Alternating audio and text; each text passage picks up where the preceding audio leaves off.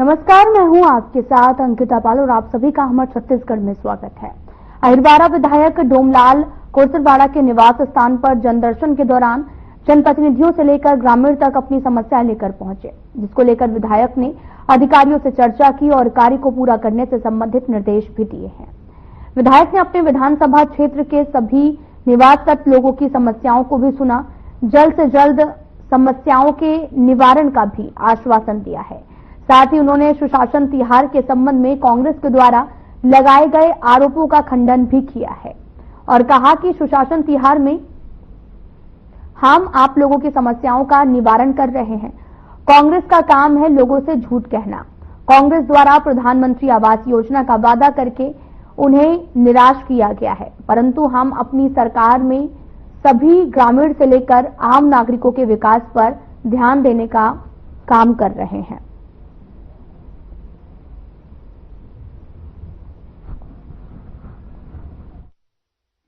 हमारे निवास में आज मैं अपना कार्यक्रम को दिया था कि मैं अपने निवास में रहूंगा और इस संदर्भ में मेरे क्षेत्र के कार्यकर्ता बंधु एवं आमजन मुलाकात किए हैं और अपनी अपनी बातों को रखने का प्रयास किया है।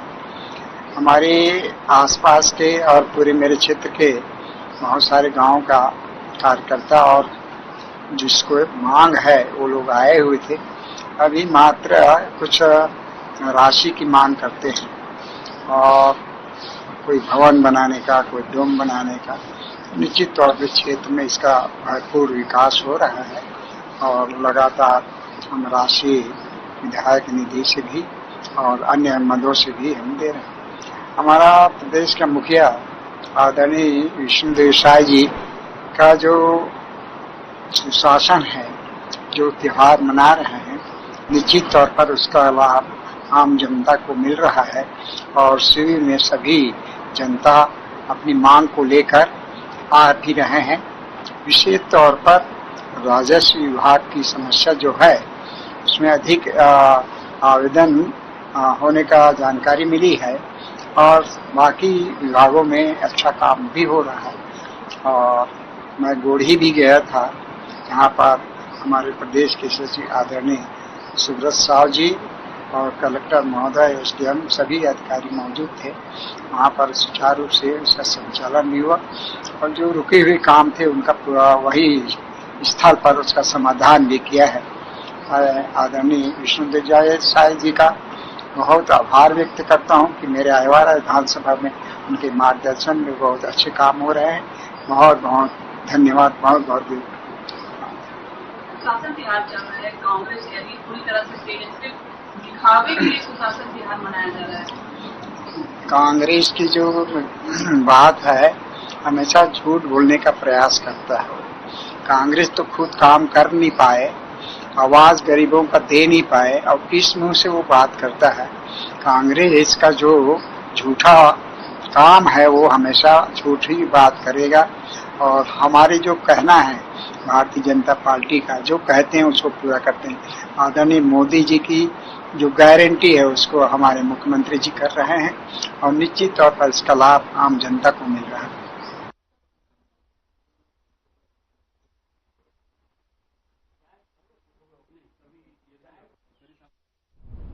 बीजापुर जिले के चेरपाल पोटा केबिन में समर कैंप आयोजित किया गया। गर्मियों की छुट्टी के दौरान बच्चों को सीखने की हानि को रोकने और उनकी प्रतिभाओं को निखारने, अध्ययनरत दक्षता बढ़ाने के उद्देश्य से किया गया है। ये कैंप जो है वो विशेष रूप से नक्सल प्रभावित क्षेत्रों के बच्चों के लिए एक सकारात्मक पहल के रूप में देखा जा रहा है, जिसमें लगभग 4000 छात्र छात्राएं लाभान्वित हो रहे हैं। बच्चों के लिए कई खेल प्रतियोगिताएं भी आयोजित की जा रही हैं, जिससे उनका शारीरिक विकास भी हो सके और नृत्य और संगीत, सांस्कृतिक कार्यक्रम, नृत्य, गीत और अन्य सांस्कृतिक गतिविधियों के माध्यम से बच्चों की रचनात्मकता को प्रोत्साहित किया जा सके।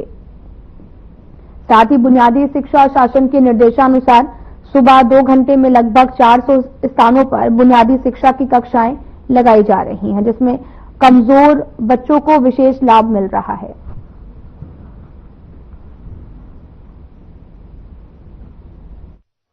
जो समर कैंप चल रहा है 31 मई तक चलेगा, इसमें बच्चों को क्या है, गायन है, चित्रकला है, वादन है, नृत्य है और जो पारंपरिक खेल है, इसके संबंध में हमारे अनुदेशकों के द्वारा सिखाया जा रहा है और बच्चे भी पूरे इंटरेस्ट के साथ 57 बच्चे हमारे पास में हैं। 57 बच्चों में आज हमारे पास 52 बच्चे उपस्थित हैं। बच्चे बड़े खुशी से सीख रहे हैं सब। तो जैसे गर्मी के दिनों में बच्चे जो खाली पड़े रहते हैं, उनमें कुछ वो शिक्षा के अलावा और जो रहते हैं ना, उसको सिखाने के लिए ये सब आयोजन किया जा रहा है।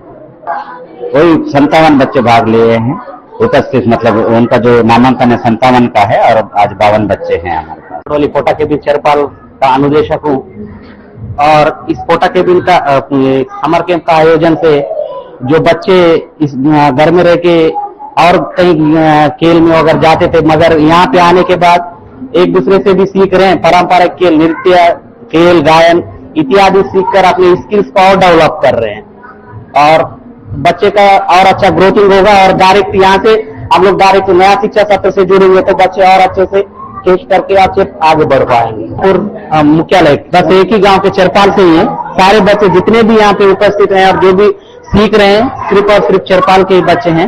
वो आके यहाँ पे पूरा हमारा स्किल्स को डेवलप कर रहे हैं और बच्चों के अंदर जो हुनर है वो बाहर आ रहा है, जैसे चित्रकला के माध्यम से, नृत्य के माध्यम से, गायन के माध्यम से, खेल के माध्यम से हमारे बच्चों के अंदर जो हुनर है यहाँ पे आके इस हुनर को और निखारने का काम कर रहे हैं। हम लोग जैसे हमारे अधीक्षक सर, हमारे समस्त स्टाफ का पूरा सहयोग रहता है इस गतिविधि सारे खेल को आयोजन कराने में और प्रशासन का भी पूरा सहयोग मिलता है हमें।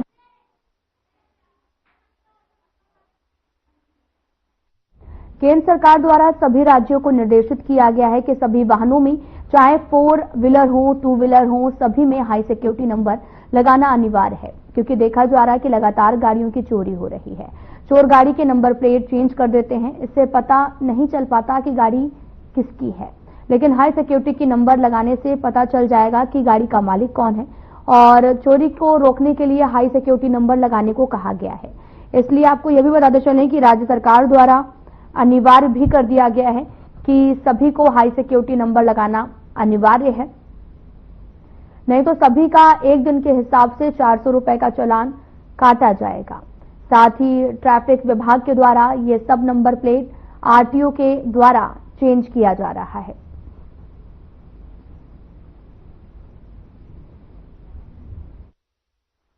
केंद्र सरकार, राज्य सरकार जो नया नियम आ गया नंबर प्लेट, उसको लेकर गाड़ियों के शासन के द्वारा सभी गाड़ियों में हाई सिक्योरिटी नंबर प्लेट लगाना अनिवार्य कर दिया गया है।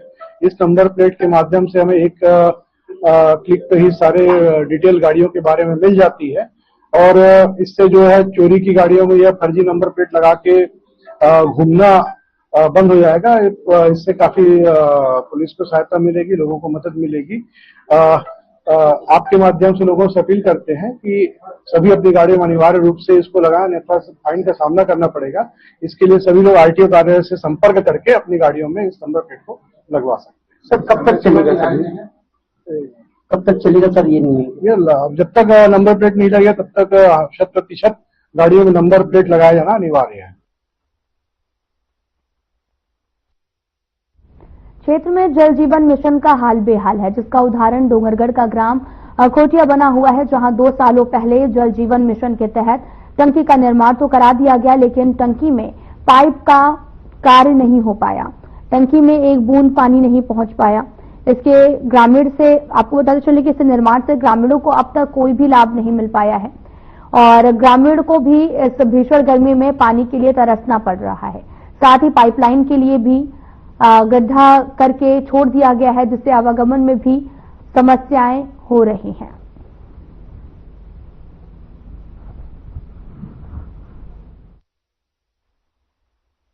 नल भी लगा है, क्या स्थिति है? टंकी बनकर तैयार हुआ है लेकिन उसमें पाइप नहीं लगा है और किसी के घर में पानी नहीं पहुंच रहा है। ये काफी जगह गड्ढा खोद के रखा हुआ है और जिससे आए दिन घटना का बना रहता है और कई बार शिकायत करने पर भी काम अभी तक चालू नहीं कर पाया। ये अभी गर्मी के दिन चल रहा है, लोगों को पानी की समस्या बना हुई हर घर। भटकते रहते पानी के लिए। हैंडपंप कितना चलेगा, हैंडपंप जितना चलता है उतना चल पा रहा है, वह भी शुक्र है आज के दिनों में, पर विभागी इसके लिए कोई कार्रवाई नहीं कर रहा है और न इस पे ध्यान दे रहा है। कितने साल हो गए टंकी निर्माण? 2 साल हो गए, अभी तक किसी को पानी नहीं मिल पा रहा है। आपका नाम? आपका नाम? मेरा नाम संजय कुमार विके, सरपंच ग्राम। हाँ, हमारे यहाँ 2 साल से टंकी बना हुआ है। हम ग्रामवासी को पानी का बहुत तकलीफ हो रहा है और हमारे घर में एक बूंद पानी भी नहीं आता है। बोरिंग भी अभी गर्मी में सूखा हो गया है। पानी की समस्या है। पानी की समस्या बहुत जरूरी हो गया है। बिना पानी के हम कैसे जिएंगे। आपका नाम? मेरा नाम गोविंद पदोटी है, ग्राम पंचायत ग्राम घोटिया में नल जल योजना के तहत पानी टंकी का निर्माण हो गया है 2 वर्ष पूर्व से, परंतु ग्रामीण का कहना है कि अभी भी उससे सप्लाई नहीं हो रही, जिससे गर्मी के मौसम में पेयजल की संकट बना हुआ है। ग्राम घोटिया में हैंडपंप प्रारंभ है। अभी जो नल जल का जो काम चल रहा है उसमें कार्य प्रगति पर है। कार्य पूर्ण होने पर टंकी प्रारंभ की जाएगी।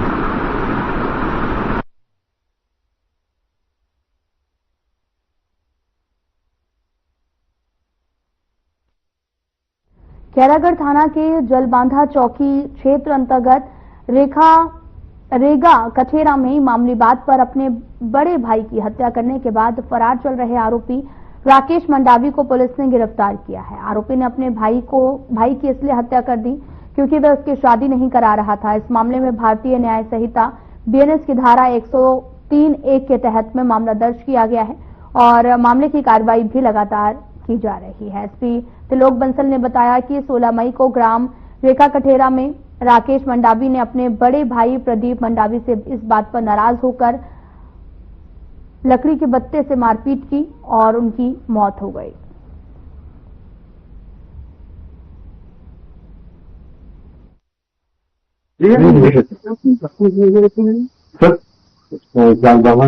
हत्या हुई थी 16 तारीख की शाम को रेंगा खटेरा में हत्या की घटना की सूचना प्राप्त होने पर जालबांधा और खैरागढ़ की टीम तत्काल वहां पर पहुंची। तो उसमें जानकारी प्राप्त हुई कि मामूली से विवाद पर कि आरोपी राकेश मंडावी जो 27 साल का है, उसकी शादी नहीं करा रहे हैं घर वाले। इस नाम पर उसकी बड़े भाई जो कि मृतक प्रदीप मंडावी से उसकी बहस हुई और इसी बात को लेकर उसने लकड़ी की बल्ली से मारकर अपने बड़े भाई की हत्या कर दी। इसमें घटना के बाद आरोपी फरार हो गया था और इसे लगातार घेराबंदी करके हम लोग आसपास के गांव में भी सूचना दिया हुआ था कि ऐसी घटना हुई है और राकेश मंडावी उसके फोटो को भी वायरल किया गया था। तो अगले दिन ही उसकी गिरफ्तारी कर ली गई है और आज उसे न्यायिक रिमांड पर भेजा जा रहा है। धन्यवाद। इस पूरे प्रकरण में जालबांधा के प्रभारी उप निरीक्षक वीरेंद्र चंद्राकर, एएसआई एमएल भांडेकर, प्रधान आरक्षक रघुनाथ सिद्धार्थ, आरक्षक सूरज शर्मा, राजेंद्र नितम एवं साइबर सेल के आरक्षक त्रिभुवन यदु का विशेष योगदान रहा है। धन्यवाद।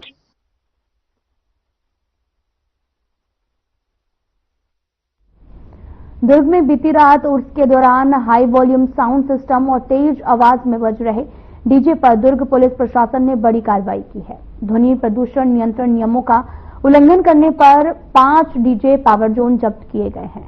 वहीं डीजे संचालक के खिलाफ कार्रवाई भी की जा रही है।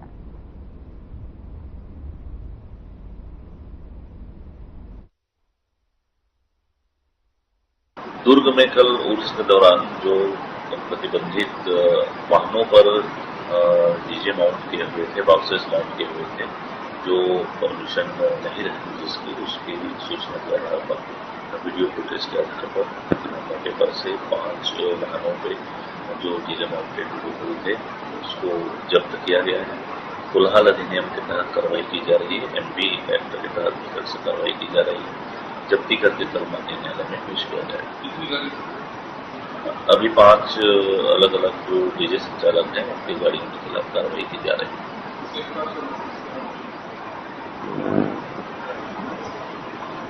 अन्य किसी प्रकार का कोई नहीं है।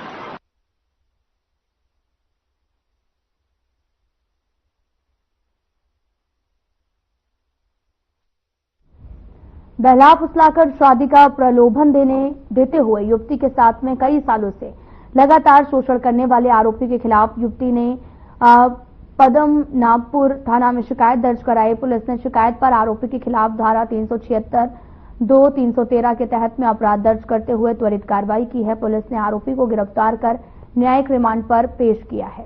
साथ ही पुलिस ने यह भी बताया कि पीड़िता ने आरोपी आमिर सिद्दीकी 35 साल के पिता मोहसिन सिद्दीकी निवासी कॉन्ट्रैक्टर कॉलोनी विशाल मेगा मार्ट के पास में सुपेला के खिलाफ शिकायत भी दर्ज कराई है।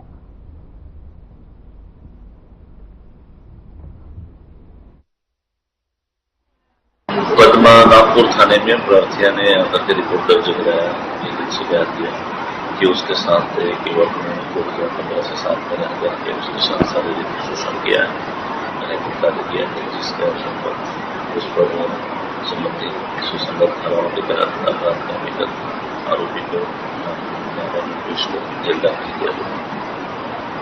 आरोपी से पहले और किसी प्रकार की कोई बात के बारे में जानकारी नहीं मिली और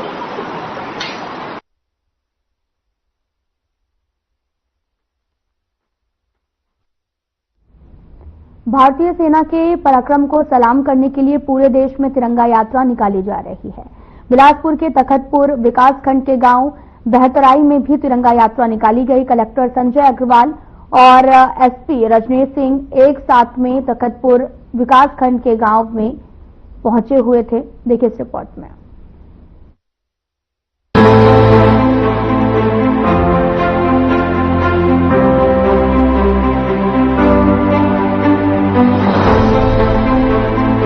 संजय अग्रवाल और एसपी रजनीश सिंह एक साथ तखतपुर विकासखंड के गांव बहतराई में तिरंगा यात्रा में शामिल हो गए।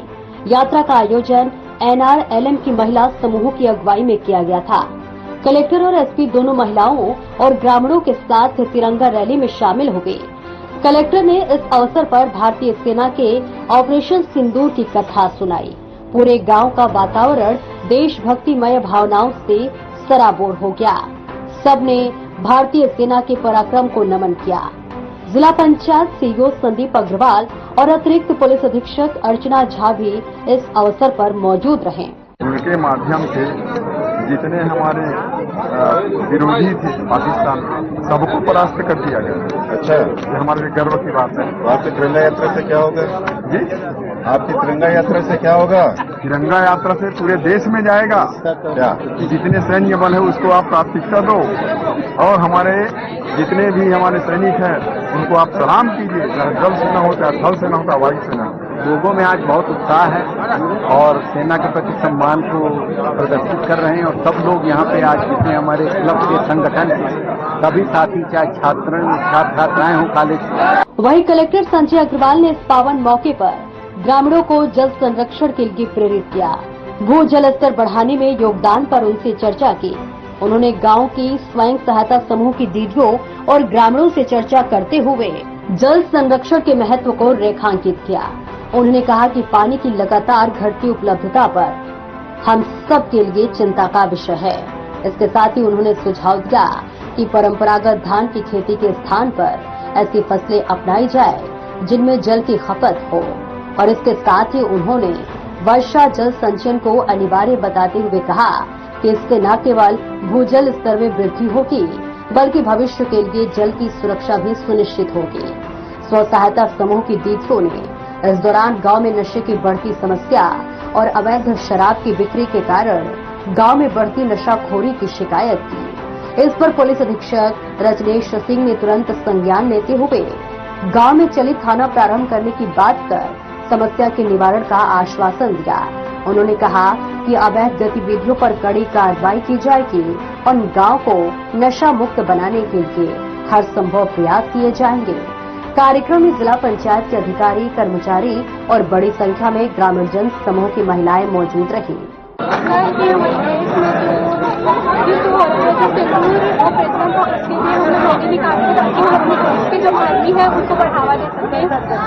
जरूरत पड़ने पर हम उनकी सहायता भी करेंगे।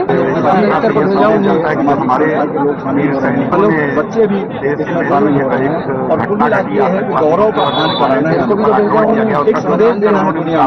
कि हमारा भारत के लिए हम लोग ये तिरंगा यात्रा निकाल रहे हैं। जन जन में संदेश आना चाहिए और हमारे देश।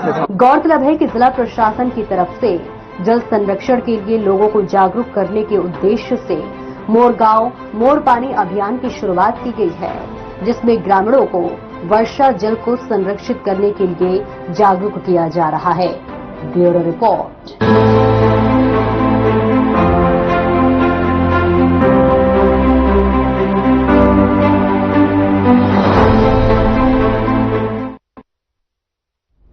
खबर राजनांदगांव से है, जहां पर ऑपरेशन सिंदूर की जीत की खुशी में नगर निगम से राष्ट्रीय एकता जनता नागरिक के द्वारा भव्य रूप से तिरंगा यात्रा निकाली गई। जम्मू कश्मीर के पहलगाम में आतंकवादियों ने 26 लोगों की निर्मम हत्या कर दी थी, जिसका बदला लेने के लिए भारतीय सेना के द्वारा ऑपरेशन सिंदूर चलाया गया। भारतीय सेना के द्वारा आतंकवादियों के 9 ठिकानों को तबाह कर दिया गया। वहीं भारतीय सेना ने बदला लेकर उनको अपने घुटने टेकने पर मजबूर कर दिया। अभी युद्ध विराम हुआ है, परंतु ऑपरेशन सिंदूर समाप्त नहीं हुआ है। भारतीय सेना ने कहा कि अगर पाकिस्तान की तरफ से गोलीबारी होगी तो उसको युद्ध माना जाएगा।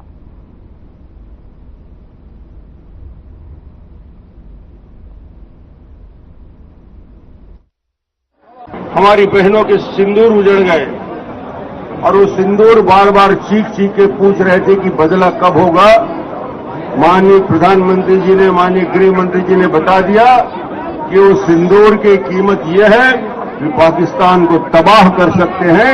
यह हमारी बहनों के सिंदूर की ताकत है और यह ऑपरेशन सिंदूर और इसकी सफलता ने यह दिखा दिया कि भारत की सेना पूरी तरीके से तैयार है और भारत की सेना के साथ कोई मुकाबला नहीं कर सकता। और आज मैं यही कहना चाहता हूं, हम सब मिलके उस आतंकवाद के खिलाफ एक वातावरण का निर्माण करें जिस आतंकवाद से पूरा दुनिया परेशान है। और आज हमारे माननीय गृह मंत्री जी, माननीय प्रधानमंत्री जी, इन्होंने मिलके इस अभियान को पूरे संचालित किया है। आज मैं ग्रामीण क्षेत्र में भर्रे गांव में गया था।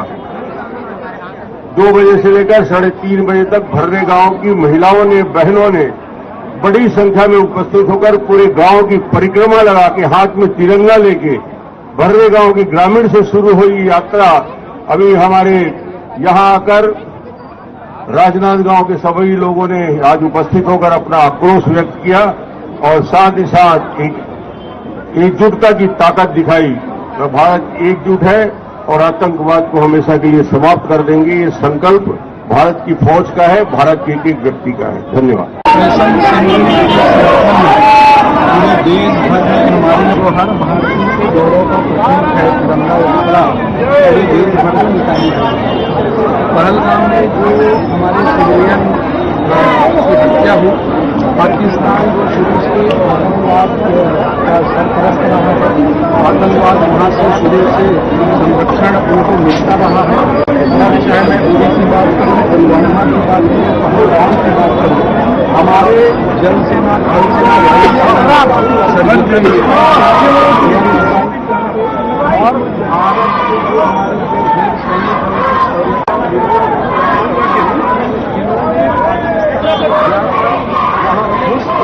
आतंकवादियों के ठिकानों को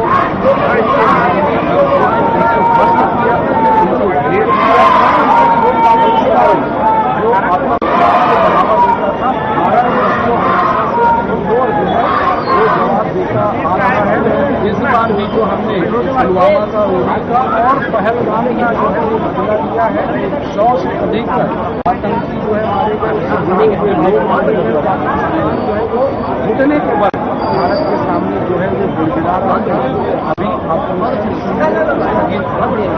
भविष्य में जब पाकिस्तान के द्वारा फिर से होगा तो वो युद्ध जो है फिर से जारी रहेगा।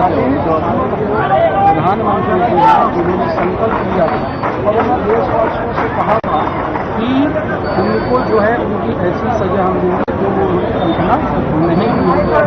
वो सजा उनको मिली है और आने वाले समय में अगर आज भी इस तरीके से आतंकवाद का हरकत करेगा तो ऑपरेशन सिंदूर के माध्यम से जो हमारी माताओं बहनों को सिंदूर उजाड़ने का काम किया है इसको हम फिर से जारी रखेंगे। और मैं भारतीय सेना की वीरता को, उनकी शौर्यता को, उनकी बहादुरी को प्रणाम करता हूं, उनको नमन करता हूं।